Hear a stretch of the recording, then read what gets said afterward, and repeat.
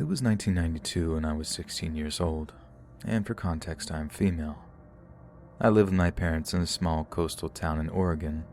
Lots of dunes, beaches, rivers, very pretty, but also a lot of transient traffic, tourists, hitchhikers, that sort of thing. The town I grew up in consisted of fishermen and loggers. Everyone pretty much knew everyone, so for the most part I felt safe. I was working at a fancy fish restaurant in the tiny town of Charleston that sat right in the harbor off the main dock. It was about 15 miles from my house. I only worked a couple of nights a week, and my parents would just let me drive their car. I wasn't old enough to serve alcohol, so I worked as a busser. Each server got their own busser, and then at the end of the night they tipped us out. This new guy named Jay moves to town from New York City. I always worked his shifts, and we got along really well, so after the first few weeks he started picking me to be his own busser, which is great. I liked him because he was good at his job, cute, funny, and always tipped me out really well. One night, we were way busier than usual, and it took us a really long time to do our side work. It was well after midnight when we finally finished, so he offered to walk me out to my car. It was very sweet of him, even though I thought it was unnecessary. I grabbed my stuff and we walked out the back kitchen door. My car was parked in our almost totally empty gravel parking lot. I hopped into the driver's seat of my little Nissan Sentra and started digging through my bag for my keys. All of a sudden, his eyes got all wide and he says, "Why isn't your door locked? Are you crazy?" I laughed. "Well, yeah, of course my doors are unlocked. I never lock them." Jay looked totally mortified. "Why not?" he asked. "Why would I?" I retorted. Stone-faced, Jay then sternly tells me to lock my door. I started to giggle, and in jest I put my hands up as if to tell him to relax. I reached over and smacked the lock down so he sees it. Then I made a catty comment, something to the effects of, "Relax, you're not in New York City anymore." But this wasn't good enough. He then walked around the front of my car and casually opened the passenger door, snaps the lock down and shuts the door, and with a smile of victory walks back inside the building. I'm still giggling as I drive off. Gotta love big city people. It was almost 1 a.m. at this point. Usually I'm done and home by midnight, but I made a lot of money and I was in a super good mood, so I turned up the stereo and headed home. There are 2 ways for me to get home. There's a main road that is well lit and well traveled, but goes all the way around the town, forcing me to loop back around to finally get me home. The second route is Libby Lane, which is adjacent off of 7 Devils Road, which is linked to almost as many urban legends as Route 666. A road I would never walk on at night, and many people avoid driving it even during the day. But Libby Lane was also by far the shortest route home, as it cut straight through the forest and dropped me off very close to my house. Libby Lane was not lit with lampposts, and due to its curvy, windy, narrow lanes, was pretty much only traveled by locals. It was quiet, and oftentimes I would drive all the way home without seeing another vehicle, as large stretches of this road were just desolate. I grew up hearing all kinds of stories about these 2 roads. Everything from boogeymen to satanic worship rituals, even UFO sightings. But I don't scare easily, and I sort of like the creepy feeling of seeing the shadows and darkness of the night engulf my car as I glanced into the rearview mirror. I found it somewhat thrilling. It was a feeling that made me realize how secluded the world can still be, and how tiny I was in it. I get about halfway home, and it was super dark, no moon out, so all I could see was what my headlights illuminated in front of me. Libby Lane is very windy and narrow, with lots of soft shoulders. For those that don't know what that is, a soft shoulder is soft dirt or sand on the sides of a road that makes it very easy to get your vehicle stuck, or even flip over if you drive on it. Out of nowhere, I saw an old Monte Carlo parked in the middle of the lane with its hazard lights on. I could see the blinking red lights from a ways off, and I didn't immediately get suspicious. It was about 10 yards ahead of me when I slowed down to a crawl. As I got closer, it struck me as odd that the car was not just in the middle of the road, but it was parked diagonally across both lanes, making it very difficult to get around. Still, I just figured he spun out or something. As my car edged closer, I noticed that standing in front of the Monte Carlo was a very tall black man who was at least 6'4", lean and wearing a long black trench coat. When he saw my lights, he started casually waving his arms up and down at me. Keep in mind that I lived in a town where most locals knew each other or were at least familiar, and this guy was not from here. That much I knew for sure, so I had no intention of letting him inside my car. However, I did intend on stopping to let him know I would call him a tow as soon as I got home. This incident happened in the 90s before cell phones were a thing. As I slow even more, I see him walking up to the passenger side door. I came to a full stop and reach over to start rolling down the window. That was a big mistake. Everything from here on happened so fast. The minute my car was at a full stop, his casual walk turned into a sprint as he made a mad dash toward the door handle. He yanked on it once, immediately realized that my door was locked, and then flew into a fit of rage like I'd never seen. Using his left hand to continue pulling on the handle, the man makes a fist with his free hand and starts punching the window really hard in an obvious attempt to shatter the glass. I was totally caught off guard and just started screaming. My heart jumped into my throat, and the next thing I knew, I was in full panic mode. I slammed my car into gear and let off the clutch so fast I almost stalled out. I had to swerve because his Monte Carlo was like a big boat and it was blocking most of the lane. I took the risk of driving onto the soft shoulder in order to get around the car. Thank God I didn't get stuck because he would have eventually broke the window. I was sure of that. The whole time I'm driving around his vehicle, he was running beside my car, still punching at the windows and pulling on the door. I was close enough to his car that he actually ran into his own front bumper, forcing him to let go of my door handle. I remember driving like a maniac, staring into my rearview mirror, just waiting to see the headlights of his car barreling down on me. I still had a good 15-minute drive to make it home. I swear it was the longest 15 minutes of my life. He didn't follow me, at least I don't think he did. Then again, I knew that road like the back of my hand, so I was pretty sure I could drive it a lot faster than he could. That didn't make the terror I felt any less, though. I got home, ran into the house shaking and totally unnerved. I called the police and told them everything. The police drove out to the spot that same night but found nothing, not a single trace.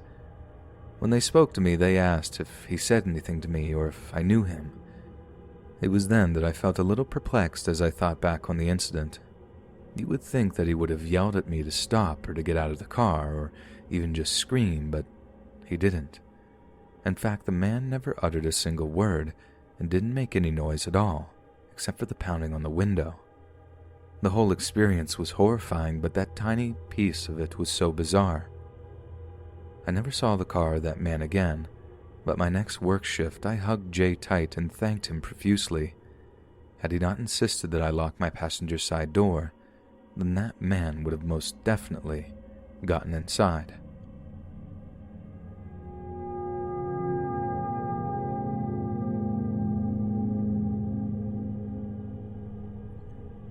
It happened in the summer of 2016, and I was currently spending a couple of nights alone at home while my parents were away on a trip. I don't live in the nicest of cities, but live in a relatively nice neighborhood since it's right next to a major university. I've been followed home a couple of times, had neighbors have their homes broken into and the like, but most of the really bad stuff happens in the downtown area of my city. So it was late at night on my second night home alone, around 11 p.m.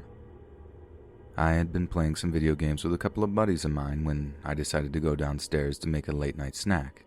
Cliché setting, I know. Anyway, when you walk down my stairs, you make a 180-degree turn to walk down a short hallway that opens into my kitchen and living room. When you open the door from the hallway into the kitchen, across from the kitchen table is a set of doors that open into the backyard. The two doors have giant windows that cover the whole door, kind of like a storm door, I suppose. Those will become relevant later. As I go into the kitchen and start making some ice cream, I thought I had heard some laughing. Now at first I thought it was just my phone since I happened to be listening to a scary story podcast at the time. However, as I paused my podcast and waited a second, the laugh came yet again. The sound was odd. The best way to describe it would be like if you took the Star Wars character Yoda's laugh and made it a little creepier. It was childlike and playful, yet it was deep and sadistic. The laugh repeated again a third time, this time a little louder. I began to look around, wondering if it was just my mind playing tricks on me. I walked over to the sink where one of the windows that looks out to my backyard was, and I just saw darkness. There didn't seem to be anything out there, but right as I was about to look away, a face appeared at my window. I immediately jumped back and gasped. The face got closer to the window. It was a man, and he had a giant cartoonish smile on his face. He let out another one of those laughs and walked towards the two screen doors next to the sink. He began to jiggle the lock, all the while laughing and tapping at the window. I bolted upstairs, locking myself in my room with my bow staff in one hand and my phone in the other. Just as the operator picked up, I heard glass shatter downstairs, and the laugh, that terrible, creepy laugh, echoed throughout the house. I tremble and shudder as I told the operator my situation. She told me to stay calm and that an officer would be there soon. As I pulled the phone away from my ear for a second, I noticed that it was silent. I stood there, the wooden floorboards creaking as my weight shifted. Then I heard it. That laugh again. It was quiet at first, and then it got louder. I could hear the man walking up my stairs, the floorboards creaking louder with each step. It got louder and louder, and before I could realize what was happening, he was at my door. I stayed completely silent, ready for him to come in. He tried the door. The lock jiggled. He began to laugh even more as he started to pound on the door. The pounding got louder as he began to throw himself against the door, the latches starting to give way. And that's when I saw it, the flashing lights. The police had finally arrived. Before I knew it, they found their way in, and I just stood there frozen. The man lit up on the door and began laughing that terrible, creepy laugh. He laughed when the police got upstairs. He laughed as they dragged him outside, and I swear I could hear him laugh as they put him in the car. The rest of the story is kind of much of a blur. As my parents arrived home, we got the place fixed up and the guy was convicted for breaking and entering. Now, I'm almost 18, and now it's just another story to scare my friends.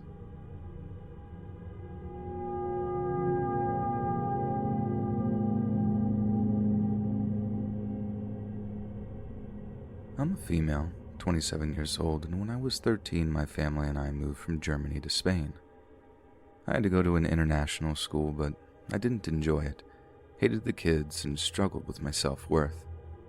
I would spend most of my days on my computer, playing Need for Speed Underground 2 and listening to pop music. One of the most visited sites on the internet for me was a German chat site called Nuttles. Talking to other kids my age on the internet really helped me because I didn't have any friends in Spain, was uncool and chubby and couldn't speak the language. One late afternoon, I discovered a chat room on said site for the part of Spain we moved to, and there were some 100 people online who would chat about it, their experience with the place, and so on. Now, for understanding, in the chat room you could see the username and their age behind it, together with a little female or male sign. So mine was my name, 13 years old, female. I threw a casual, "Hi, I live at such and such place and would love to meet new people." Some replied with highs and how are yous and generally being nice. Then a separate chat window opened, sort of a private messaging, and there was a guy asking me if I was really 13. His username was Tom, 35, male. I have to admit that I wasn't a very bright teen and I love getting attention, especially from older people, so I instantly replied and told him, yes, I am 13. He immediately began small talk, asking about why I lived there, when we moved, if I was going to school, which part of the island I was living at, and so forth. I answered carefully but excitedly, glad I met someone to talk to that wasn't my family. He then asked me if I'd like to talk to him the next day, and I agreed. I didn't think much of it, but was really happy to talk to him, which I of course didn't tell anyone. Next day, same spiel. He got online, found me on his friends list, and started talking to me. Only this time his questions got a lot more personal. Things like, did you have a boyfriend already? Or, do you like writing stories? I love stories, especially with people who fall in love, things like that. I told him I like stories too. I've always had a book with me since my mother told me at a young age that reading is very important and makes people think and speak better and faster. He said he would write me a piece of his story and I should continue the story if I want. I don't remember much of the story, only that it got very intimate fast. Something like that he wanted to shower with me and kiss me. He'd send me photos of himself rather quickly, of his car, a white Jeep, and of his house, which had a nice view of the ocean, including an infinity pool in his backyard. I remember being really giddy and excited and nervous all at once, butterflies flying in my stomach. I told him that his house was beautiful and that he looked good. He was honestly average looking. I remember him having short gray-brown hair, a 5 o'clock shadow, and massive sunglasses over his eyes. He wore a white shirt and jean shorts. I started to like him and chatted another week or so with him, learning what he liked. He started saying what he liked in bed, and all of the intimate, explicit things that he wanted to do to me on the beach and at his huge pool back home. He even sent me a picture of certain things I can't describe, which was honestly shocking. But being a naive kid and wanting to appear cool and mature, I told him what he wanted to hear. He started to ask me about my location and friends, and I told him I couldn't talk about stuff like that it was too personal and my parents told me I should never do that. He reacted very understanding and was kind. We continued writing our stories back and forth for nearly a month. How I managed to keep it all a secret from my parents, I don't know. I honestly hated being in Spain. I hated the people, hated the heat and the beach and the ocean. I desperately wanted to go home where I grew up and had all of my friends. It got to a bad point of me being upset because I felt trapped on this stupid island, with no friends at school where I didn't understand anyone and no one understood me. I remember being so upset one day because a bunch of girls bullied me and called me names and laughed at me for nothing, that the next day I didn't want to go out of my dad's car when he drove me to school. I refused and cried, which led to a serious talk with my parents. They asked me to try it again and tried to reassure me that everything is going to be okay, and in the end, I agreed and promised to go to school.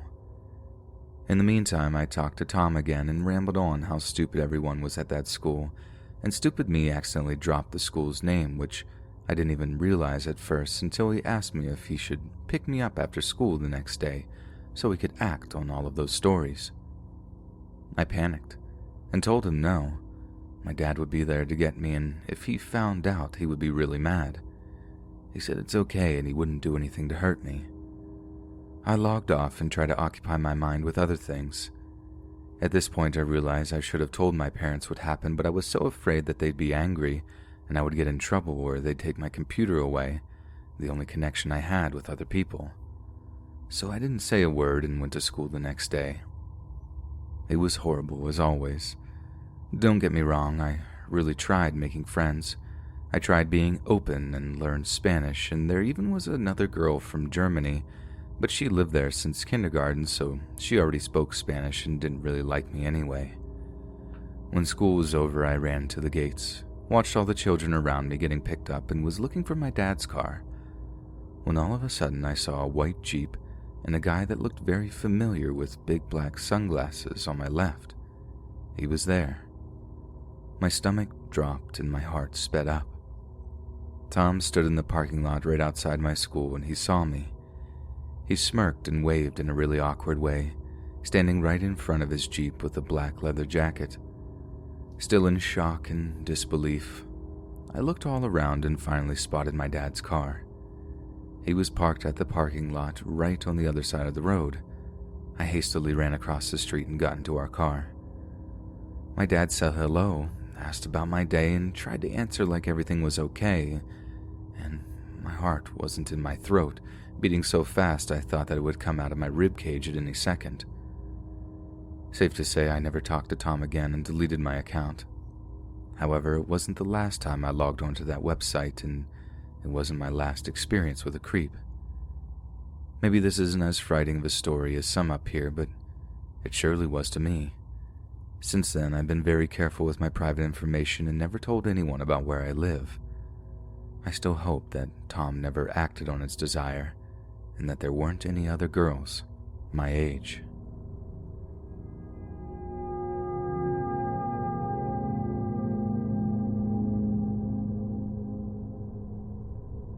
I work at an indoor jungle gym for kids. It's small enough, but there's still plenty of room for the kids to run around in. We close at 8 every day, usually with one kitchen staff, one manager, and one general floor worker. It was a Friday and I was closing. We close the place down at 8 and have an hour to clean up. I'm a general worker, so I was sweeping the floor. To get into the play area, you need to go by the cash and through a gate that's unlocked with a button in the office. The kitchen staff worker already left as it was pretty dead in the kitchen that night and she finished early, so it was just my manager and I. My manager was in the kitchen collecting the cash for the whole day. I was sweeping the front when I heard the front door open. "Sorry, we're closed," is what I said without looking up.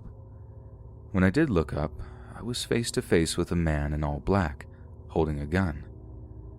I instantly froze and dropped the broom. "Open the cash and give me all the money or I'll shoot." His voice was raspy and sounded like his throat was filled with gravel. I was paralyzed in fear. I simply nodded and quickly walked into the office. The man was following behind me, his gun pressed up to my back.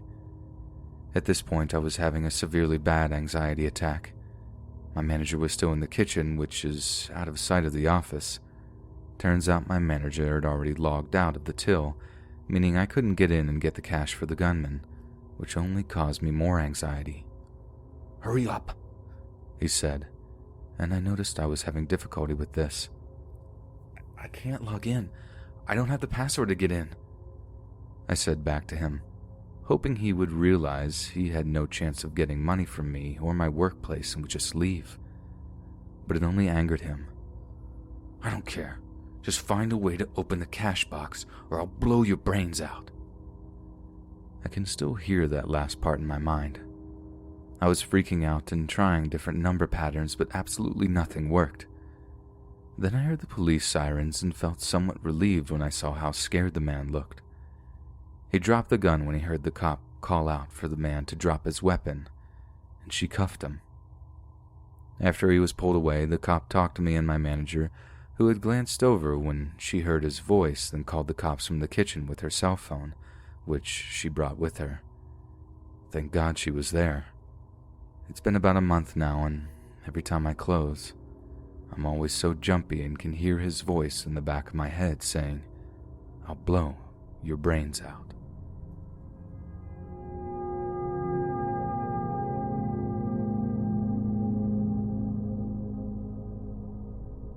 This happened just a few days ago.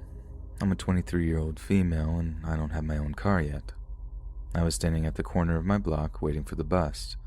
That's usually how I get to work, and my job is only about 10 minutes away from where I live, by vehicle. It's not too far of a walk, but it also kind of is. As I was waiting for the bus, which was due in about 2 to 3 minutes, a red pickup truck drove up to the intersection across from me. Now, before I get into the story, let me just say that I am a pretty paranoid person, but I don't necessarily see that as a horrible thing. I'd rather be paranoid than aloof in regards to my surroundings.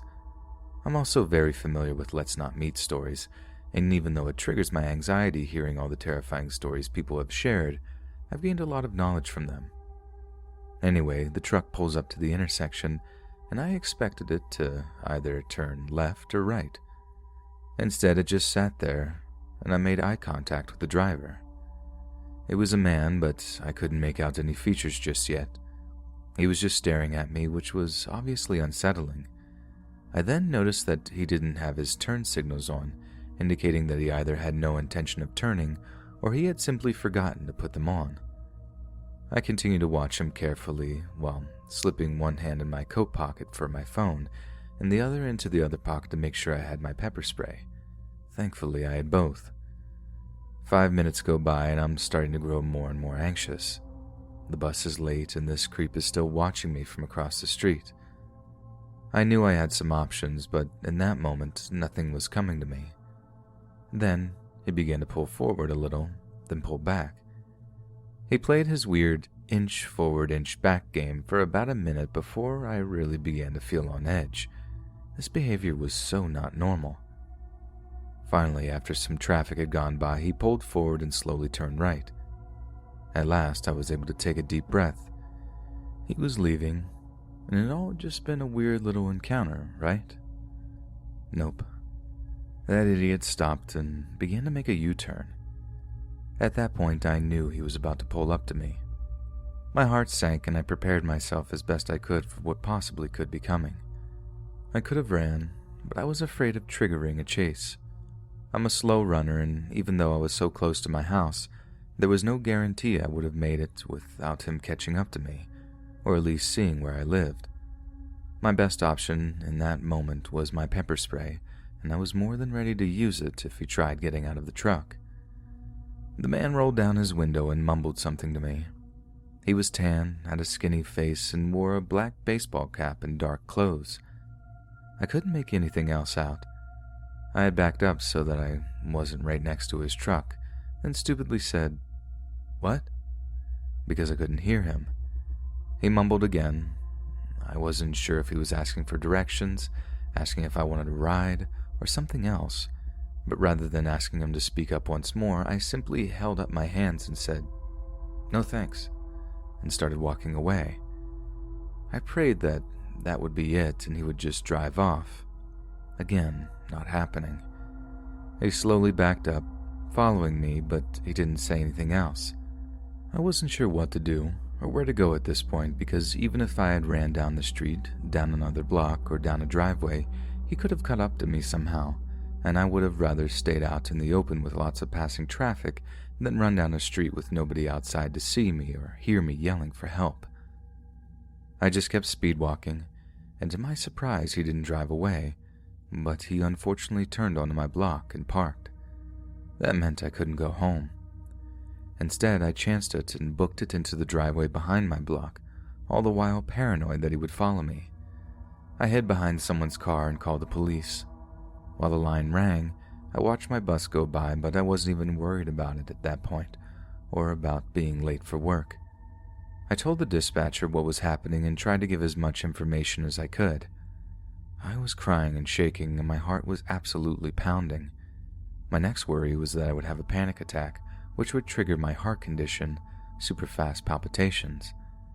I tried to remain calm as I sprinted to the garage of my house and fumbled with my keys, periodically looking over my shoulder to make sure I didn't see that red truck appear out of nowhere. I got inside safely and the dispatcher asked me if the car was still out front on my block. When I went to check, I didn't see it.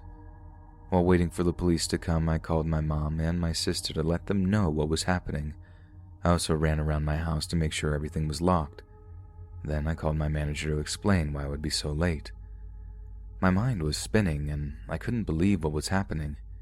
I didn't feel safe at all, even though the truck was gone and the man hadn't actually done anything at all to me. All the scenarios of what could have happened plagued me throughout the day and are still plaguing me. The police came and took a report, but unfortunately they couldn't do anything, as expected. I didn't get the guy's plates, and I was also unsure of the model of the truck. It looked like a Dodge, but I'm not that great at identifying cars. This story may not be that terrifying in people's minds, but when you're in that situation and you don't know what is about to happen next, whether you're about to be snatched by a stranger or not, it's absolutely petrifying. I'm afraid of every red truck I see that resembles his, and I'm looking over my shoulder even more now. I just can't relax in public anymore. Please be safe out there.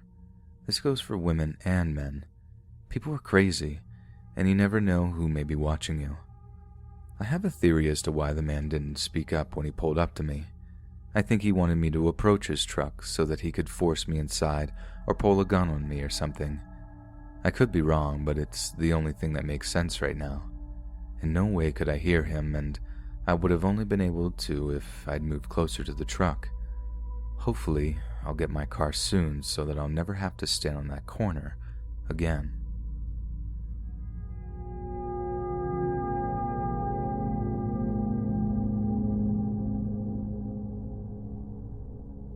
I love reading and listening to other people's stories, so I've gathered the courage to share my own stalker experience with you. I took my sweet time, and the story itself is quite long. I'm sure you'll see why, though. I'm a female, 21 years old, a student living in the Czech Republic, a teeny tiny country in Central Europe for all those who don't know. This all started on the 1st of April 2019 and lasted for the next month and a half. And to be honest, it still isn't completely over yet. One of my majors is journalism. I was in my 4th semester at the time and had to make a radio news show for my practical class. That meant finding my own real topic to write about and record sounds, the usual simple stuff. I decided to head to an exhibition of a famous Czech writer, Milan Kundera. He's great, because at the time his 90th birthday was celebrated there. The event itself was amazing. I got all the info and sounds that I needed. Someone handed me a celebratory glass of champagne, and I was just strolling around, looking at the exhibits of books and whatever. That's where I first met him. He came to me and introduced himself as Ivo. I personally prefer calling him Idiot. Blonde hair, green eyes, clean-shaven, nice suit, and quite handsome. Could be around late 20s. He struck up a conversation with me about the writer, and honestly, it was all cool for a while. Though wary, I'm a magnet for encounters with random people, so I wasn't weirded out or anything. But then, he pointed out this one book, Laughable Loves, and smoothly started asking me very personal questions while getting closer to me. Lovely dress you got there. Are you wearing such revealing clothes often? Do you have a boyfriend? You got such huge eyes. Gotta catch the attention of at least a dozen guys. Sure got mine. Bear in mind that in the meantime, he got me 3 more glasses of champagne and I was getting kind of tipsy. So after becoming more and more touchy, physically and in the conversation, I decided to call it quits and head back to my apartment. It was getting dark already and I had to walk to a tram platform that was around 500 meters away. Ivo followed me all the way, talking about all sorts of stuff, mostly making me uncomfortable. What a joy when he said his apartment is in the same way as mine. The tram we had needed to take was full of people, so he took the chance to press himself onto me, and he was hard. I was so grossed out, annoyed and tipsy at that point that I flew out of the tram at my stop and was ignoring the fact that Ivo was following me till the door of the building where my apartment was. A grave mistake on my part, I know. He then tapped my shoulder and asked for my number. I said no, mumbled something about, "This is a small city. Chances are good that we might see each other again somewhere sometime," and reached for the door handle. He nodded and headed back to the tram platform. I watched him get in the tram and, wow, he went back to the direction we originally came from, which weirded me out even more since he said he lived a few more stops away in the other direction. I told my best friend Kay, who I shared my apartment with, all about him, but she thought I was pranking her. It was April the 1st after all, but that was soon about to change. Ivo started appearing everywhere. There was a small park right in front of my building and I saw him there every day. He never looked at me there, never spoke to me, so I was acting as if he didn't exist either. My bedroom window was facing the park and only then I sometimes caught a glimpse of him staring, though he couldn't see me. Then it got worse. Let me quickly describe the layout of the building I lived in. The main door served as an entrance to a restaurant that was occupying the whole first floor. The floors above were just student apartments and you could get there only through one single door in the restaurant. Guests and staff were walking around from a kitchen to the dining area, but you had to own a key to open the door. Approximately a week later, Ivo started visiting the restaurant. I was friends with one of the cooks, and he told me that idiot always ordered just lemonade and was staring at the door leading to the apartments the whole time. The waitresses thought he was a weirdo. 2 weeks later, Kay told me that she saw Evo asking some other students to let him into the apartment floors. It probably worked because, and I don't know how he found where our apartment was. That is when the first box of chocolates and a note arrived to our entrance. "Eat up, beautiful," it said. The next day, flowers and another note. "No flower can smell as magically as you." Third day, a teddy bear holding a sign. "I love you, honey." Every day a different gift, a note, same writing, never a signature. I knew it was Evo, but why wasn't he trying to contact me in any other way? Why was he being so weird? I wasn't getting any new social media friend requests or messages, just this.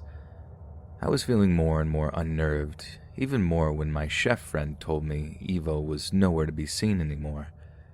And I wasn't really feeling followed either, so I was just stuck with an awful aftertaste, tons of gifts and all these cringy notes. Everything escalated so suddenly. Kay was always out of the apartment from Wednesday till Monday because she partly lived with her family in a near town. It was around 2:30 a.m., the 16th of May, and I was up late in my bedroom. Suddenly I heard a loud bang. I jumped and put down my headphones, thinking that my neighbors are getting it on again or something. The walls were paper thin, and honestly, parties and such were quite common there. But then another bang, and I realized it was coming from our apartment's door. Those wooden old doors that I so often had to lock twice because they were so terrible. It could be anyone, but I instinctively reached for my phone and turned all the lights off. Only one name was playing in my mind: Evo. The door gave in and was literally kicked into our kitchen in a matter of seconds. I squeaked as quietly as possible and hid under my bed. It was the kind that you can open and stuff unused pillows or blankets in there. The top of the bed was heavy and trapped me in with a loud thud. I was laying on my back, staring into darkness, and just hoped that the intruder didn't hear it. I listened to the muffled sounds in the apartment. He turned on the kitchen light and started opening shelves, I guess. And that's when I remembered my phone, and with shaky hands, I called the police for the first time in my life. I quickly explained the situation to the operator, told them my location, and then I heard my bedroom door open. "Hey, good evening?" I ended the call. His voice was quiet and no movement was heard. It was Evo for sure. He just stood there, probably thinking whether he studied my schedule right. After all, I was supposed to be in the apartment, alone. Idiot must have even seen the light from my window as well, so he was logically confused. My bedsheets were a mess. Open laptop sitting on a table, headphones on the floor. A soft laugh escaped his lips, and I put my hands over my mouth and nose so he wouldn't hear me breathing and sobbing. He knew I was there somewhere. With loud boos and laughs, Evo opened Kay's wardrobe, my wardrobe, a big chest full of useless junk, then went to the bathroom and searched there, and came back, sat right above me on my bed, and just stayed there in silence. I knew he was going to find me soon, and that I couldn't let out even the slightest peep. I wasn't able to breathe. My tears were suffocating me. I still considered those 3 police officers my personal heroes. They arrived at the last minute. The main entrance of the building and the door leading into the apartments area were wide open, and our door, poor old kicked-out door, told them that something was seriously wrong. They arrested angry Evo with their guns drawn, and I was finally able to cry out loud throughout their yelling. One of them had to help me get out from inside the bed because I lost all my strength and couldn't get the top open. They checked if I was all right, and I explained everything to them. I couldn't even look at Evo, though he was staring at me the whole time. They then took him away in handcuffs, and one officer stayed with me. The owner of the apartments was called, and she was absolutely livid. She told me she definitely would press charges against the dude and that I can add my allegations into the case. Because I got rid of all of the gifts and notes and therefore didn't have any solid proof of stalking, this was the best thing that I could do. My mom arrived shortly after, and I spent the rest of the semester with my family. And that's basically it. I'd love to say that idiot's in jail now, but the trial never really happened just yet. It so far got postponed twice because of Evo's health reasons, which is nonsense. So he's still running out there freely and no one can do much. As for me, I'm better now. I take it as an experience that gave me something to remember. I just hope that justice will once be rightfully served.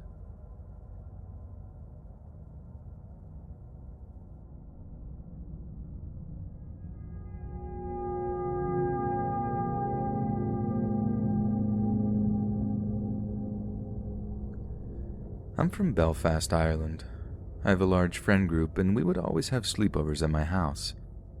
This is the story of how one campout out in my back garden all went wrong. I live in a nice neighborhood, mostly with old people in it.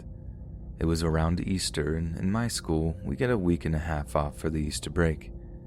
Just before school ended, we decided to have a campout in my back garden because I recently got a new tent that could fit probably my whole friend group in it. It was the Saturday after we finished. We all met up at my house around 7 o'clock. We ordered pizza, made marshmallows around the fire, and all in all, we had fun. At around 12:30, we all decided to crawl into the tent to play some card games as it was getting quite cold outside. I dealt all 13 decks and we began a game of Jack Change It. After around 5 different card games, we all ordered some food and climbed into bed to wait on it to come.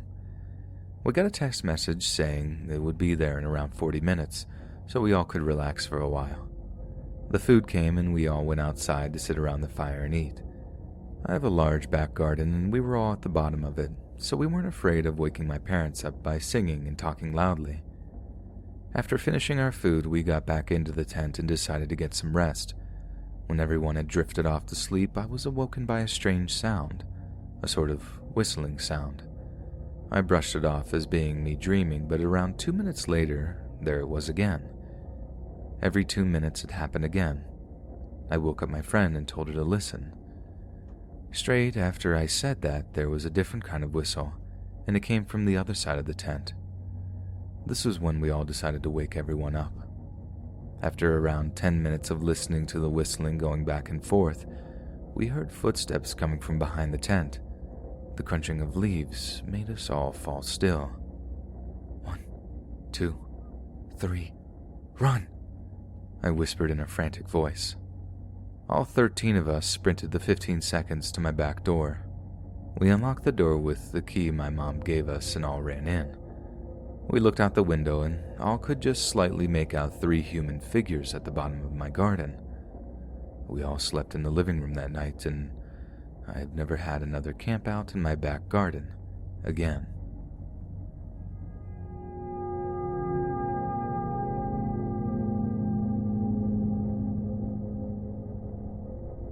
Before starting the story, I need to state that coming from a strict household, I did not know how to deal with this type of situation.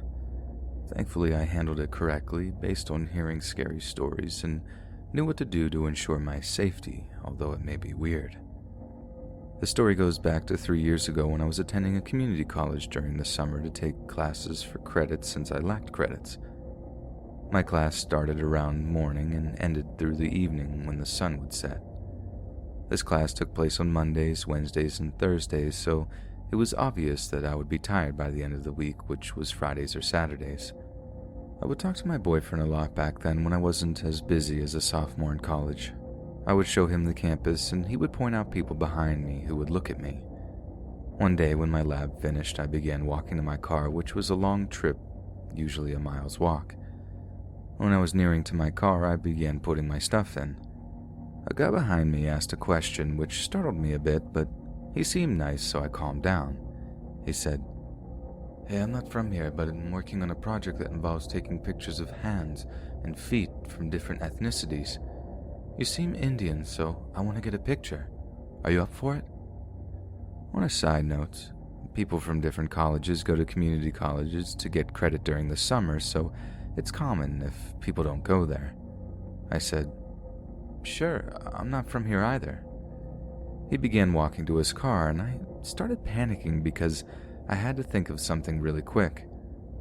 My phone was terrible because I cracked it to the point where it dies very quickly and the camera doesn't work. Yeah, I was irresponsible back then. I thought of a plan, which was to get in the car and leave the door open if he tried anything. I tried memorizing the license plate, but I couldn't. When I got inside, he told me to take off my shoes, and I was looking for his camera. He said his camera's in his phone. I wasn't shocked because he didn't have an actual camera and relied on a phone. Was a bit suspicious. My gut was screaming to get out of there now. Get out of there alive. It had been a minute, I don't know how long, and he told me I was pretty a couple of times, and I said thanks. I made it up an excuse to leave and immediately got out of there. I walked to my car fast and I was freaking out a bit. When I got home, I told my boyfriend, and he became suspicious and worried. I informed my biology teacher and never heard of it again till 2019. It's 2020 right now. My boyfriend and I were talking about the incident one night, and he brought up how the guy is connected to a gang. My boyfriend got the info from his friends, but I won't go into detail about how he got it. He was targeting me for some reason. He apparently was actually dangerous since he had something in his pocket which was an injection to make a person sleep instantly, I believe. The reason he didn't inject me was because there were people around us and he was being cautious. That day, he could have sold me, ended my life. Who knows? All I know is that I'm glad that I listened to my gut that day, which saved my life.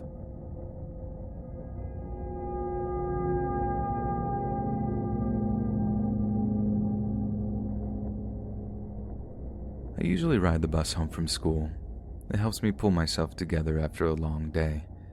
It takes maybe about 20 to 25 minutes to get to my stop. On this bus ride home, I was listening to a certain scary Spotify podcast. I don't normally get spooked by these types of things because I don't think it will ever happen to me. I'm a semi-confident person when it comes to strangers. If I'm with friends, I'm overconfident and somewhat dumb. I'll wave and say hi to random people I don't know. If I was alone, that wouldn't be the case. This is important to the story. Knowing me, I'm not afraid of strangers and very observant when it comes to public places. My bus stops at my stop and I get off. 2 other kids get off at my stop and meet there what seems to be Mom at the first house. I live in a trailer park for the time being, so there are many trailers before mine. I live near the end of the park, so it is a far walk for me. There are speed bumps every couple of houses. I was still listening to the podcast when I kept hearing the sound of a car coming behind me. Thinking it was coming from the podcast, I looked back, just to be sure, to see a car driving really slow behind me. Thinking that they are slowing down due to the speed bump I was walking over and maybe being in the way, I stepped aside onto the snowy sidewalk. I keep walking, now past the speed bump, and I notice that the car hasn't passed me, now passing a man who's shoveling his driveway before again looking back. Now the car is turned around and is driving at that same slow speed. This catches me off guard as my gut gets this weird feeling. I brush it off and keep walking, knowing that my house is close. I walk up to my driveway before taking one more glance back. The car is now turning around, driving incredibly slowly. I'm now in my house watching out my window while writing this to see if that red car comes back. I don't know what the driver had in mind. I don't really want to know. If my gut feeling is right, then that man shoveling his driveway may have inadvertently saved my life.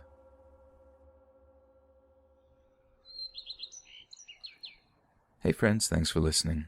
Be sure to subscribe and click that notification bell to be alerted of all future narrations. If you got a story, be sure to submit them to my subreddit, r/letsreadofficial, and give and receive feedback from the community and maybe even hear your story featured on the next video. And join my Discord to interact with me and other listeners directly. And if you want to support me even more, grab early access to all future narrations for just $1 a month on Patreon, and maybe even pick up some Let's Read merch on Spreadshirt. And check out the Let's Read podcast, where you can hear all these stories in long compilation form and save huge on data, located anywhere you listen to podcasts. Links in the bio. Thanks so much, friends, and I'll see you again soon.